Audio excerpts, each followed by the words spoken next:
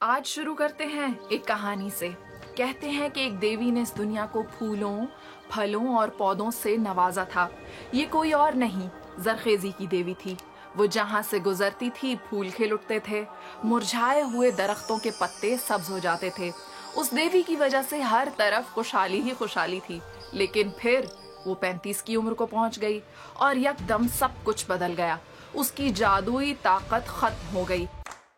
Hello, میرا نام ہے رابعہ بگٹی اور آپ دیکھ رہے ہیں DW اردو کی ہیلتھ سیریز۔ ماں بننے کے عمل میں ایک دم کمی نہیں آتی کہ بس کوئی عورت 35 کی ہو گئی تو وہ بانجھ ہو جائے گی۔ اگر کوئی عورت 35 کی عمر میں بچہ پیدا کرنا چاہتی ہے تو وہ کر سکتی ہے۔ اس کے لیے اسے گھبرانے یا مایوس ہونے کی ضرورت نہیں۔ اس کے ماں بننے کے امکانات تب بھی موجود ہوتے ہیں۔ خواتین میں بانجھ پن اور اس حوالے سے 35 کی عمر کے اہم ہونے کا تصور بہت پرانے ڈیٹا اور ناقص ہونے کی حد تک سادہ رپورٹس پر مبنی ہے۔ یہ وہ زمانہ تھا کہ جب اگر کوئی 35 سال کو پہنچ جائے تو اسے بوڑھا تصور کیا جاتا تھا۔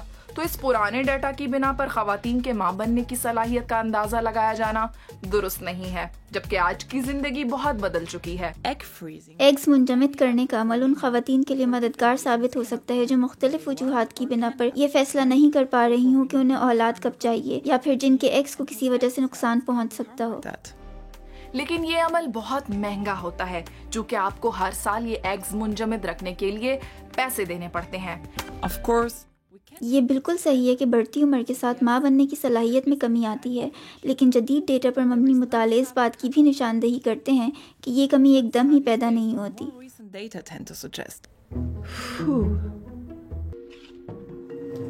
اپنے فرٹائل دنوں کے بارے میں آگاہ رہنے کے لیے اپنی ماہواری کے سائیکل کے بارے میں جانیے۔ ایسا کرنے کے لیے آپ اوولوشن کٹس کے ذریعے اپنے جسم کے درجہ حرارت سے آگاہ رہ سکتے ہیں۔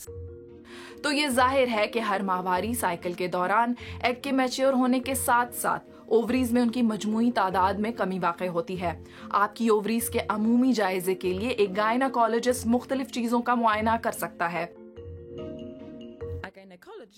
گائناکالوجسٹ آپ کے خون کا سیمپل لے کے اینٹی مولیرین اور فولیکل سٹیمولیٹنگ نامی دو ہارمونز کی سطح چیک کر سکتے ہیں۔ ان دونوں سے آپ کی اووریز میں موجود انڈوں کی تعداد کا اندازہ لگایا جا سکتا ہے۔ اس کے علاوہ کئی اور عوامل بھی آپ کے حاملہ ہونے کی صلاحیت پر اثر انداز ہوتے ہیں۔ تمباکو نوشی حاملہ ہونے کے عمل سے متعلقہ تمام اعضاء پر مضر صحت اثرات مرتب کرتی ہے۔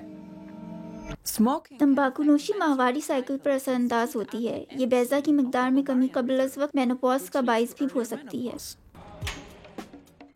حاملہ ہونے کے امکانات میں جسم میں جمع ہونے والی چربی کی مقدار کا بھی اہم کردار ہوتا ہے۔